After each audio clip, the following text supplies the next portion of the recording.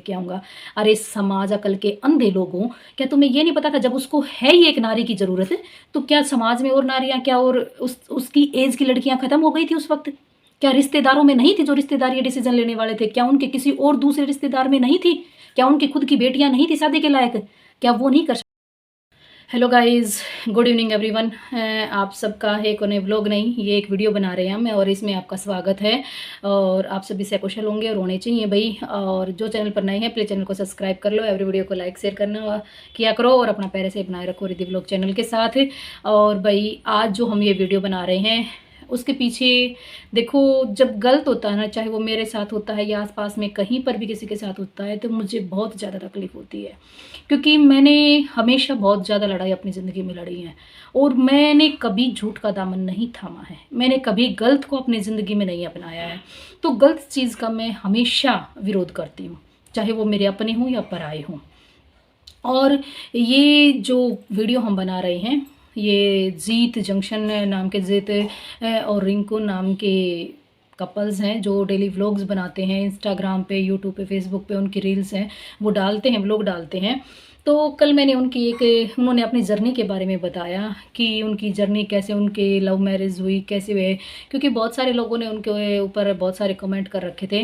देखो, हम नहीं करते हैं तो भी कमेंट करने वालों की आदत होती है कि वो कुछ भी लिख के वहाँ पे चले जाते हैं, क्योंकि हम आमने सामने नहीं होते ना, कि गुस्से का किसी में बैठ कर कुछ बोल रहे ना, तो उसका वजूद मान्या करूँ मैं। सोशल मीडिया पे कोई भी मुर्दा इंसान भी कुछ भी लिख जाए, क्या फ़ायदा है उसका लिखने का? उसको लिखकर आप उस सामने वाले को कभी कमज़ोर नहीं कर सकते। और जो ये कमज़ोर महसूस करते हैं ना, मैं उनको एक ख़ास निर्देश देती हूँ कि सोशल मीडिया पे जो गलत कमेंट करते हैं, कल एक फेसबुक पे मेरे पे कमेंट किया था, मैंने जस्ट उसी टाइम उसको रिमूव कर दिया। अरे वो मूर्ख इंसान, उसको पता नहीं वो क्या से क्या लिख के जा रहा है, कि उसको खुद नहीं पता कि वो पैदाइश किसकी है। ऐसे ऐसे मतलब ऐसे घटिया घटिया कमेंट करते हैं लोग। तो मैं उन लेडीज़ों में से नहीं हूँ जो इन कमेंटों से घबरा जाऊँ या कुछ ऐसा महसूस करूं। क्योंकि इंसान को सबसे ज़्यादा उसके नज़दीकी रिश्ते प्रभावित करते हैं, उसके पर्सनल रिश्ते उसको प्रभावित करते हैं। अदरवाइज़ किसी को मैं अपनी लाइफ में कभी भी इम्पोर्टेंट नहीं देती हूँ। जिनको मैं नहीं जानती हूँ वो मेरे लिए नथिंग है, कुछ नहीं है, और ना ही मैं उनको कभी कुछ से ऊपर बढ़ने दूँगी। और तो उसमें कमेंट कर रखे थे कुछ उनकी, तो उन्होंने अपनी पर्सनल जर्नी को उसमें बताया। सबसे पहले तो मैं एक बात कहती हूँ कि मैं लव मैरिज के बिल्कुल खिलाफ हूँ। उस लव मैरिज के जिसमें माता पिता की, उसके अभिभावकों की सहमति नहीं होती है, मैं उसके बिल्कुल खिलाफ हूँ। क्योंकि बहुत सारे केसेस अगर हमारे इंडिया के आप डाटा उठा के देखोगे तो बहुत सारे केसेस आज अरेंज मैरिज से कहीं ज़्यादा लव मैरिज के केसेस आज कोर्ट कचहरियों में चल रहे हैं। हर रोज़ एक नई घटनाएं आ रही हैं। कहीं पर टुकड़ों में काट के लड़कियों को मारा जा रहा है, तो कहीं पर उसको जिंदा जला दिया जा रहा है, कहीं पर मर्डर करके कहीं नहरों में फेंक दिया, कहीं कुछ कर दिया, या कहीं कि वो प्रेग्नेंट हो गई और उसको वो छोड़ के भाग गया। और पता नहीं ऐसी कितनी असंख्य कहानियाँ रोज़ नई अखबारों में हमें देखने को मिलती हैं। और उन सारी चीज़ों से देखो, हमें एक सीख मिलती है कि हमें किसी को कुछ पल के समय के लिए उसको जज करके उसको अपने जीवन का पार्टनर नहीं बनाना चाहिए। क्योंकि ज़रूरी नहीं है, क्योंकि जो ये जिस के बारे में ये बात करने आगे मैं जा रही हूँ, कि ज़रूरी नहीं है हर कोई लड़का आपको जीत के जैसा मिले, उसके जैसी सोच रखने वाला आपको मिले। ज़्यादातर मजबूरी का फ़ायदा उठाने वाले भी होते हैं। और इसमें ये नहीं है कि लड़का ही गलत हो, बहुत सारी लड़कियां भी गलत होती हैं। कि लड़का तो शायद सही मिल जाए, लेकिन लड़कियां गलत मिल जाती हैं तो वो उस लड़के के साथ गलत कर बैठती हैं।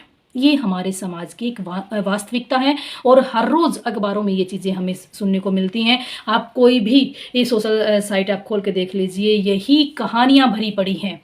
और गलत कमेंट करने वालों को मैं एक बात कहना चाहती हूँ कि मूर्ख है हर कोई।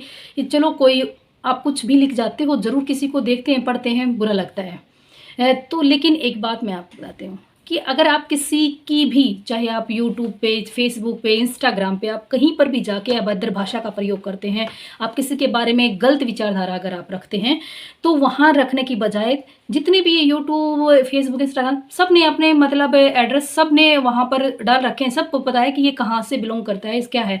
तो अगर इनमें दम है तो उसके सामने, उस इंसान के सामने जाके और बैठ के फिर बात करें ना, फिर वहाँ पर पता चले कि तुम में और सामने वाले में कितना दम है।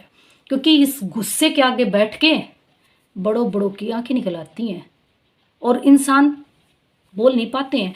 और ये वही कमज़ोर लोग होते हैं जो सोशल मीडिया पर गलत चीज़ों को लिखते हैं।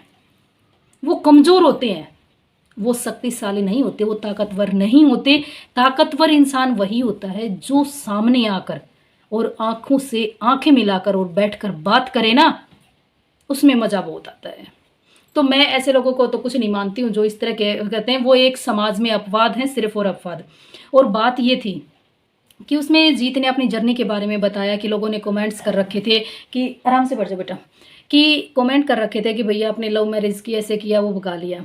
तो वो उन्होंने उस जर्नी में अपनी सारी चीज़ें बता रखी हैं कि जो रिंकू है उसके ये 4 बहन भाई हैं और बड़ी बहन की शादी कर दी जाती है और वो छोटी थी वो, और बड़ी बहन की मतलब आफ्टर डिलीवरी के 2 मंथ उसकी डेथ हो जाती है, उसने सुसाइड कर लिया। तो सुसाइड किया है तो उसके पीछे कोई ना कोई तो रीज़न रहा होगा जेन्युइन, तो ये तो उसके पीछे कोई ना कोई तो रीज़न हुआ होगा। तो उसके जो घर परिवार वाले थे, रिश्तेदार थे, उन्होंने क्या किया कि उसकी माँ को पता भी नहीं चलने दिया कि उसकी बेटी की डेथ हो गई। 1 महीने के बाद उसकी माँ को पता चलता है।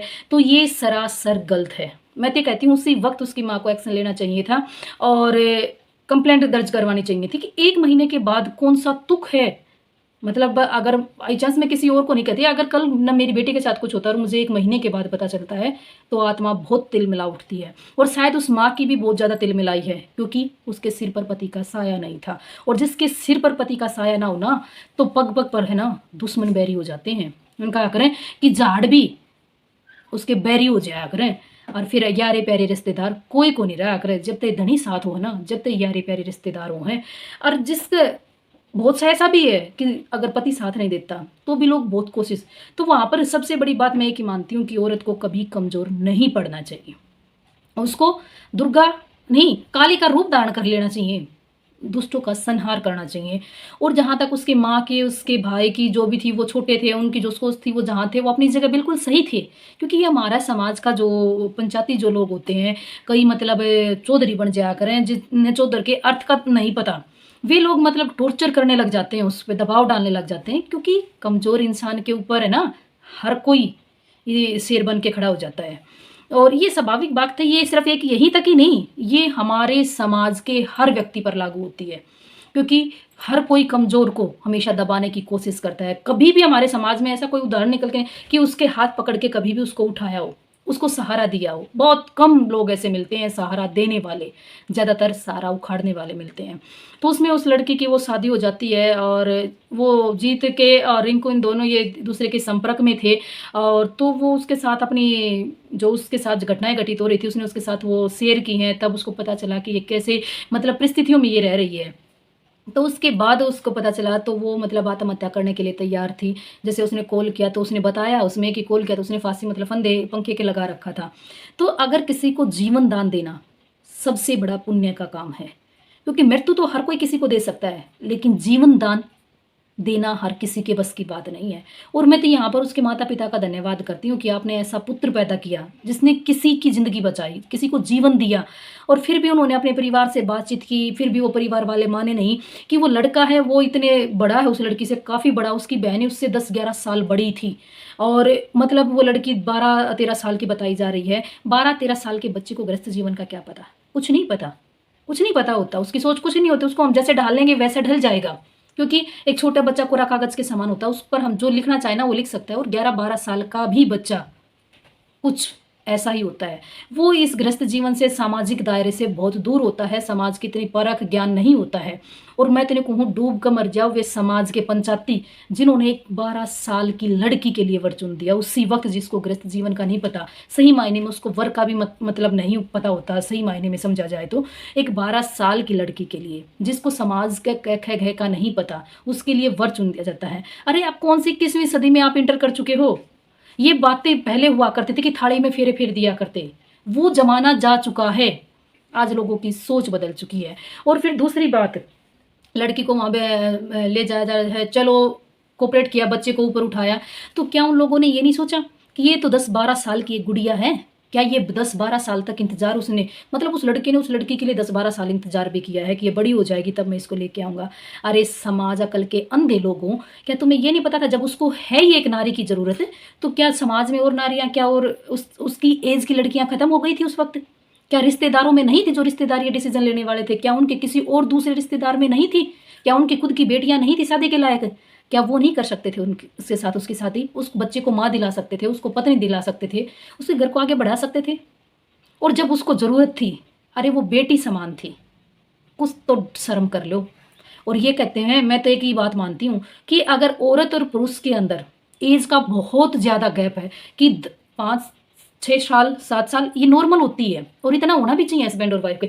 लेकिन बात जहाँ पर 15-16 साल या 17 साल, ये लगा लो कि 12 साल 11 साल तो उसकी बहन ही बड़ी थी, उसकी बहन से भी वो कम से कम 2 4 5 साल तो बड़ा होगा।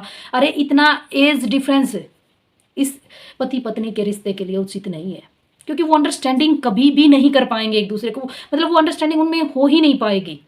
वो एक दूसरे के विचारों से, एक दूसरे की भावनाओं को समझ ही नहीं पाएंगे, क्योंकि एक 40 साल का पुरुष एक 22 साल की लड़की से क्या उपेक्षा कर सकता है, और वो कैसे उसके विचारों को समझ सकती है, और कैसे लड़का उसकी भावनाओं को समझ सकता है, लड़की उसकी भावनाओं को कभी भी नहीं समझ पाएंगे। कभी भी वो रिश्ता मिठास का नहीं बन सकता, क्योंकि वहाँ पर हर बात पर, हर चीज़ पर कोई ना कोई ऑब्जेक्शन ज़रूर होता।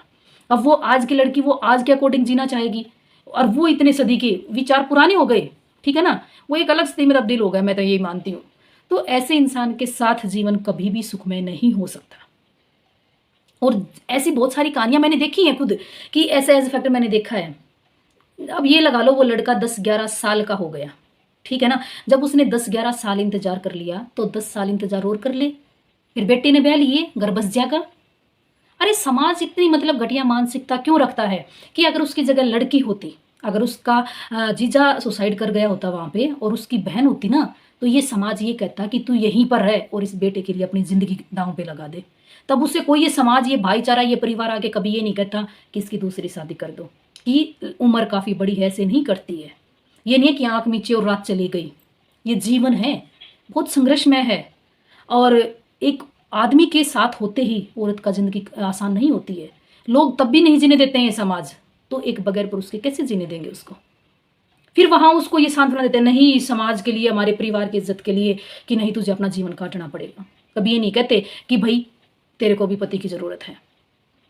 कभी ये समाज आगे बढ़ के नहीं आता उन चीजों के प्रति। और ऐसी बहुत सारी, मतलब मैं तो ये कहती हूँ कि अरे डूब मरो ऐसे समाज के ठेकेदारों। क्या तुम किसी औरत के पैदा नहीं हुए? क्या तुम्हारी बेटी नहीं है? चलो उसका तो बाप नहीं था, क्योंकि जिसका बाप नहीं होता ना 70 बाप बढ़कर खड़े हो जाया करे, ठीक है ना। और ये हमारे समाज की एक मानसिकता है जिसको हम ठुकरा नहीं सकते, और ये रियलिटी है। पर अरे समाज के ठेकेदारों, कुछ तो सोचा होता तुमने कि ऐसी परिस्थिति में निकलकर उन दोनों ने शादी की।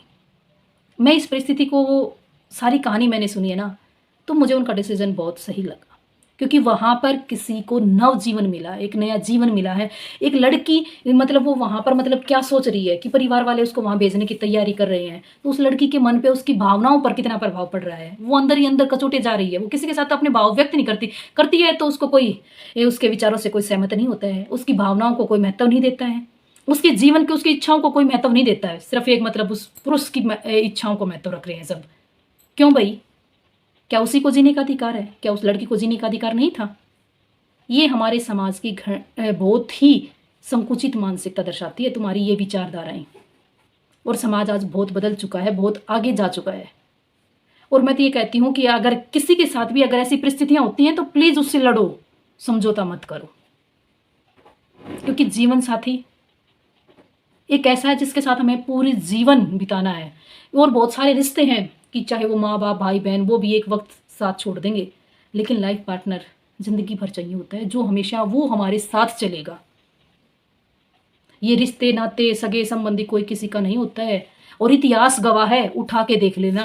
कभी भी किसी में विपदा आई है ना, तो कभी भी उसके भाईचारा या उसके रिश्तेदारों ने कभी सहयोग नहीं किया है, ये हकीकत है। और मैं तो यही कहती हूँ रिंकू बहन, बेटी बच्चों ही समान है मेरे लिए तो, कि मेरे बेटा ही 14-15 साल का है तो मेरे लिए बहुत मेरे बहुत छोटी है, छोटी बहन लगा ले चाहे बेटी लगा ले। मैं एक ही बात कहती हूँ कि जो बातें पीछे जा चुकी हैं, तूने बहुत संघर्ष किया है, उस संघर्ष को मैं तेरे को सलाम करती हूँ और तूने बहुत अच्छा डिसीजन लिया है अपनी लाइफ का। और दूसरी बात मैं कहती हूँ कि आज जापे का तेरा शरीर है, जापे में हजारों रोग पैदा हो जाया करे शरीर में, और ये इससे दवाते कभी ना जाया करे, जापे की बीमारी जापे में ही जाया करे। तू ना किसी की बातों से तू ज़्यादा मतलब अपने आप को टॉर्चर कर, ना रो, ये आँखें कमज़ोर होती हैं और ये चश्में भी ठीक नहीं होंगी। तो इन सब बातों को इग्नोर मार। और जवाब बहुत अच्छा दिया, और होंगे तो वो डूब मरो, मतलब वो है ही नहीं, तो अब उनके जीवन आगे बढ़ चुका है, तो ऐसे लोगों को उनके लाइफ में इंटरफेयर नहीं करना चाहिए। और ये एक बहुत अच्छी हंसी खुशी ज़िंदगी व्यतीत कर रहे हैं। मतलब ये लव मैरिज का सबसे अच्छा इफेक्ट ये है कि ये है सही मायने में लव मैरिज, यानी किसी को मतलब उसके रूप को देखकर, उसकी धन दौलत को देखकर उसके प्रति आकर्षित होना लव नहीं है। उसके प्रति समर्पण की भावना, त्याग की भावना अगर उस रिश्ते में आपके है ना, तो वहां पर लव है। और ये लव मैरिज में सही मायने में लव है, ये होती है कि एक दूसरे के प्रति समर्पण की व्याख्या। उसने जीत ने बगैर पीछे का कुछ देखे हुए और उसके साथ मतलब उस आग में कूद पड़ा और उसने उसका सहयोग किया, एक नया जीवन उसको दिया। तो मैं तो ये कहती हूँ, जीत भाई तेने बहुत अच्छा काम करा, और मैं तो तेरे माँ बाप को भी सैल्यूट करती हूँ कि ऐसा पुत्र उन्होंने पैदा किया जिसने किसी को नवजीवन दिया। और आप बहुत ही अच्छे पिता बनोगे, मैं ऐसा मानती हूँ, क्योंकि आपके डेली व्लॉग देख रही हूँ मैं, ये चीज़ें देख रही हूँ उसमें। और एक बहुत अच्छे पति हो आप, बहुत अच्छे से अपनी पत्नी की केयर कर रहे हो, उसके सम्मान के आप पूरा ध्यान रख रहे हो, और बहुत अच्छी आपकी फैमिली है। और हमेशा आपके परिवार में ऐसा ही प्यार है वो बना रहे।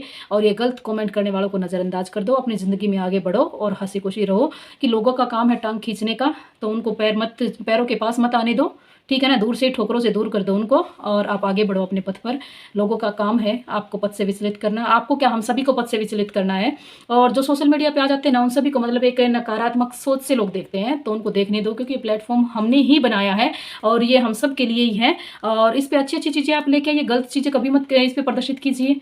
तो बताओ ये गलत कैसे हो सकता है? यहाँ पर कुछ गलत लोगों की वजह से, शरारती तत्वों की वजह से ये प्लेटफॉर्म है वो बदनाम होते हैं कि वो सोशल साइट पे काम करते हैं, ये करते हैं, वो करते हैं। तो ये हम सबसे छोटी संकीर्ण मानसिकता है। फिर वो क्यों आते हैं इस प्लेटफॉर्म पर वीडियो देखने के लिए, कुछ कि वहाँ पे क्या हो रहा है क्या नहीं हो रहा है, तो उनको उन चीज़ों को नज़रअंदाज कर देना चाहिए, ठीक है ना। तो ये वीडियो काफ़ी लंबी हो गई है, तो इसका करते हैं हम यहीं पर द एंड। मिलेंगे फिर नेक्स्ट एक और नए व्लॉग के साथ, तब तक जुड़े रहिए रिद्धि व्लॉग चैनल के साथ।